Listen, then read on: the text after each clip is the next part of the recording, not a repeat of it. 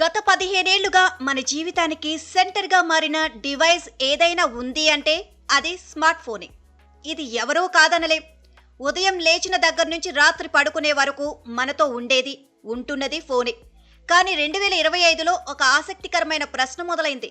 Smart phone యుగం నిజంగా ముగిసే దశకు వచ్చిందా? లేదా ఈ టెక్నాలజీయే మరింత పరిపక్వంగా మారి మొబైల్ తర్వాతి దశలోకి మనం నెమ్మదిగా అడుగు పెడుతున్నామా?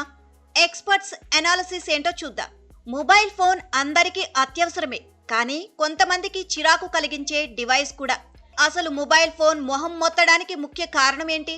స్క్రీన్ ఫ్యాటిగ్ అని అంటున్నారు పరిశీలకులు. అవును, రోజంతా స్క్రీన్ చూసి చూసి చాలా మంది అలసిపోతున్నారట.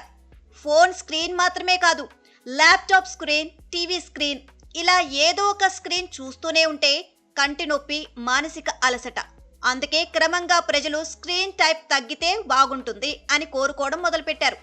స్క్రీన్ టైప్ చెక్ చేసుకునే యాప్స్ కూడా పెరిగిపోయాయి. మొత్తం మీద ఈ మార్పే ఇప్పుడు కొత్త టెక్ ట్రెండ్స్ కి తెరతీస్తోంది.